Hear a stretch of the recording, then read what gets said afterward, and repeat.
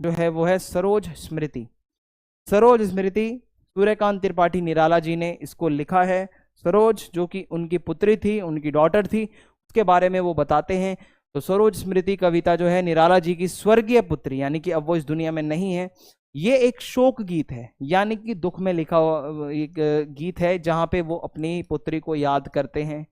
और इसमें पुत्री की आकस्मिक मृत्यु पर पिता का दर्द दिखाया गया है, यानी कि बहुत ही ज्यादा आकस्मिक अचानक उनकी पुत्री की डेथ हो गई थी, जो कि बहुत ज्यादा दुखद था। तो वो दर्द वो अपना बताएंगे इस कविता में। वो खुद को भाग्यहीन कहते हैं, अनलकी कहते हैं। वो कहते हैं मैं कुछ भी नहीं कर पा रहा हूं। उसके अंदर मतलब एक अजीब सा ही उनके अंदर दर्द है। तो देखो, सरोज जो कि उनकी पुत्री है, मैं आपको बताता हूं उनके बारे में कि वो क्या कहते हैं। देखा विवाह आमूल नवल, तुझ पर शुभ पड़ा कलश का जल, देखती मुझे तू हंसी मंद, होठों में बिजली फंसी स्पंद, उर में भर झूली छवि सुंदर, प्रिय की अशब्द श्रृंगार मुखर, तू खुली एक उच्छ्वास संग, विश्वास स्तब्ध बंद अंग अंग से लेकर, मेरे वसंत की प्रथम गीति। तो अब इस काव्यांश में इनके कहने का क्या तात्पर्य है, देखो। संदर्भ में कवि और कविता का नाम लिख देना, सूर्यकांत त्रिपाठी और सरोज स्मृति। प्रसंग आपको पता है, पीछे मैंने इंट्रोडक्शन में आपको बता दिया है ये कविता किस बारे में है, तो वो आप यहाँ पे लिख देंगे। फिर है व्याख्या। तो कवि निराला सूर्यकांत त्रिपाठी जी अपनी पुत्री सरोज को संबोधित करते हुए कहते हैं कि हे मेरी पुत्री, मेरी बेटी, मैंने तेरा विवाह देखा तब तो पूरी तरीके से नया रूप धारण किए हुए थी। यानी कि जब सरोज जी की शादी हो रही थी उस टाइम की बात यहाँ पे बताई जा रही है। वो कहते हैं जब मैं अपनी बेटी को देखता हूँ शादी वाले दिन, तो बहुत ही एक नया रूप उसका नजर आ रहा था, और तेरे ऊपर कलश का शुभ जल छिड़का गया था, जो भी रिचुअल्स होते हैं कलश से पानी छिड़कना, उस समय तो मुझे मंद मंद मुस्कान के साथ देख रही थी। यानी कि जो उनकी बेटी है वो बहुत मंद मंद मुस्कान लिए जो है उनको देखती है अपने पिता को। तब लगता था कि तेरे होठों पर बिजली फंस कर रह गई है, अर्थात मुस्कुराहट बिजली के समान कौंध रही है। यानी कि ऐसा लगता है मानो वो हल्की हल्की मुस्कुरा रही है तो उसके होठों पर बिजली सी कांप रही है। उसके बाद आगे है, कवि कहता है तुम्हारे हृदय में पति की सुंदर छवि थी। यानी कि देखो शादी वाले दिन क्या होता है, जो वो दुल्हन है वो अपने पति के बारे में सोच रही होगी। तो यहाँ पे कवि कहते हैं कि तेरे दिल में तेरे जो पति है उसकी छवि है, और यह बात तुम्हारा श्रृंगार बता रहा है कि वो इतनी सुंदर लग रही है। हल्की हल्की मुस्कान देखकर कवि को अपनी प्रिय मनोहरा देवी, जो कि उनकी वाइफ थी, वो भी अब इस दुनिया में नहीं है, तो उनकी याद आती है। और अपनी बेटी के श्रृंगार में उन्हें अपनी पत्नी का सौंदर्य दिखने लगता है। यानी कि वो अपनी बेटी में ऐसा उनको लग रहा था कि वो साक्षात उनकी पत्नी आ गई हो, तो ऐसा महसूस उनको हो रहा था। जिस तरह एक गहरी सांस धीरे धीरे फैलती है, सरोज का सौंदर्य भी उसी प्रकार उसके अंग अंग में फैल रहा था। जब आप गहरी सांस लेते हो, धीरे धीरे वो शरीर के पूरे अंगों तक पहुंचता है ऑक्सीजन। इसी प्रकार जो सरोज का सौंदर्य है, जो सरोज की सुंदरता है, वो भी उसके अंग में धीरे धीरे पहुंच रही थी। तो कवि कहता है कि विवाह की लज्जा के कारण, जो एक शादी के टाइम पे जो शर्म होती है, जो हेजिटेशन होती है, उसके कारण उसकी आंखों में एक चमक थी, और ये चमक उसकी होठों पर भी दिख रही थी, और होठों पर एक कंपन भी था। यानी कि वो बहुत ज्यादा नर्वस भी फील कर रही थी, क्योंकि भाई शादी हो रही है।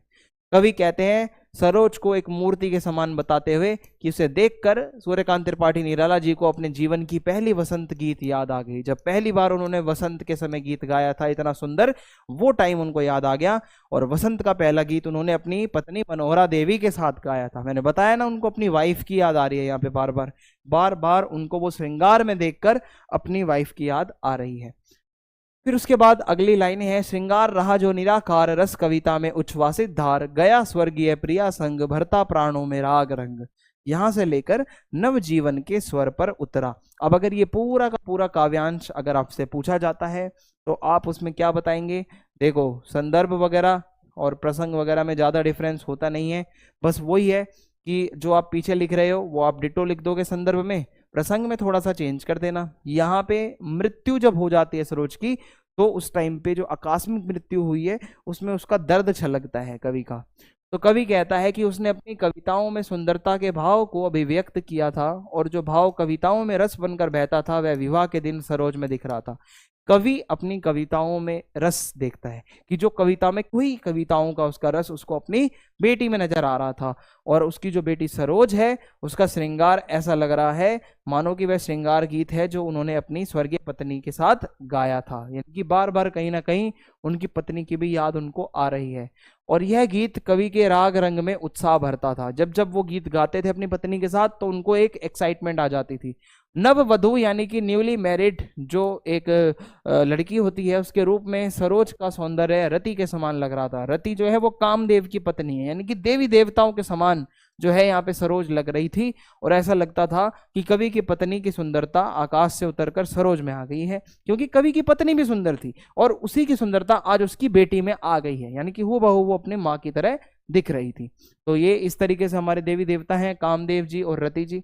अब शादी हो गई है और शादी में किसी भी रिश्तेदार को नहीं बुलाया गया। देखो ये थोड़ा सा इनके जो वो वेडिंग का सिस्टम है अलग था, किसी रिश्तेदार को नहीं आमंत्रण भेजा। विवाह में कोई मंगल गीत नहीं गाया गया, ना कोई रात जागकर किसी ने गीत गाया, ना कोई चहल पहल थी, हर तरफ बस मन में लोग खुश थे, कोई ऐसा शोर शराबा या शो ऑफ नहीं था। माँ की कुल शिक्षा मैंने दी, पुष्प सेज तेरी स्वयं रची, सोचा मैंने मैं वह शकुंतला, पर पाठ अन्य यह अन्य कला से लेकर है, अंत भी उसी गोद में शरण, ले मूंदे दृगवर महामरण। अब जब यहाँ इनकी मृत्यु हो जाती है सरोज जी की, तो वो बताया जा रहा है। तो कवि अपनी स्वर्गीय पुत्री सरोज को संबोधित करते हुए कहते हैं कि माँ के अभाव में, शादी में जब माँ नहीं होती तो बेटी को जो एक शिक्षा दी जाती है कि बेटा ससुराल में जाकर ये करियो वो करियो, तो वो शिक्षा कौन देगा, क्योंकि एक माँ ही वो शिक्षा देती है। और अब वो शिक्षा भी कवि ने खुद ही दी उसको। शकुंतला महाकवि कालिदास के नाटक अभिज्ञान शकुंतलम की नायिका थी। एक नाटक है अभिज्ञान शकुंतलम, तो उसमें शकुंतला नाम से एक कैरेक्टर है। तो इस समय कवि को शकुंतला की याद आ गई, क्योंकि जिस तरह महर्षि कर्ण ने माँ विहीन, यानी कि जो शकुंतला है उसकी भी मम्मी जी नहीं थी, तो माँ विहीन शकुंतला को विवाह के बाद शिक्षा दी, जैसे महर्षि कर्ण जो थे उन्होंने माँ का काम किया, उसी प्रकार आज निराला जी भी अपने बेटी को शिक्षा देते हैं, क्योंकि उनकी जो माँ है सरोज की वो इस दुनिया में नहीं है। ठीक है, तो इस तरीके से ये एक कंटेक्स्ट दिया गया था हमें अभिज्ञान शकुंतलम का भी। यहाँ पे कुछ दिन घर में रहकर सरोज अपने नाना नानी के घर चली गई। वहां उसे सिर्फ नाना नानी का ही नहीं बल्कि मामा मामी का भी बहुत प्यार मिला। मामा मामी सरोज पर बहुत प्यार करते थे, ऐसे एकदम बारिश कर दिया करते थे प्यार की, जैसे कि धरती पर बादल बारिश करते हैं, उतना ही प्यार मामा मामी भी करते थे। ननिहाल में सभी लोग सरोज के दुख सुख का ख्याल रखते थे, क्योंकि वो अपने ननिहाल में पली बड़ी थी। कवि कहते हैं सरोज जिस लता की कली थी, अर्थात लता की कली, कली बाद में आती है लता पहले, तो लता है सरोज की माता जी, और उस लता का पोषण भी वहीं हुआ, अर्थात लता कौन है, सरोज की माँ, और पोषण का मतलब है वो भी अपने मायके में रही थी। तो सरोज ननिहाल में ही पलकर किशोरी बनी, बड़ी हुई, उसकी उम्र बीती कहां पर, ननिहाल में, और अंत में सरोज ननिहाल में ही अपनी आंखें मूंदी, यानी कि लास्ट टाइम जो था उसका, जिस टाइम पे उसकी डेथ हुई, मृत्यु हुई, वो भी ननिहाल में ही हुई। तो इस तरीके से ननिहाल से एक अलग कनेक्शन था। मुझ भाग्यहीन की तू संबल, युग वर्ष जब हुई विकल, दुख ही जीवन की कथा रही, क्या कहूं आज जो नहीं कही, वो इसी कर्म पर वज्रपात, यदि धर्म रहे नत सदा मत। फिर उसके बाद है ये तर्पण वाला जो है काव्यांश भाई, यहाँ पे वो अपने गीत को कंक्लूड करते हुए तर्पण कर रहे हैं, और इसमें वो क्या कहते हैं कि मैं बहुत परेशान हो चुका हूँ अब अकेले, मेरी बेटी को मैंने खो दिया है, मेरी पत्नी को मैंने खो दिया है, मैं इतना अनलकी हूँ, भाग्यहीन हूँ, मेरा तू ही तो सहारा थी और तू भी चली गई, तू मुझसे बिछड़ गई, तो अब जीवन में सिर्फ दुख ही दुख बचा है।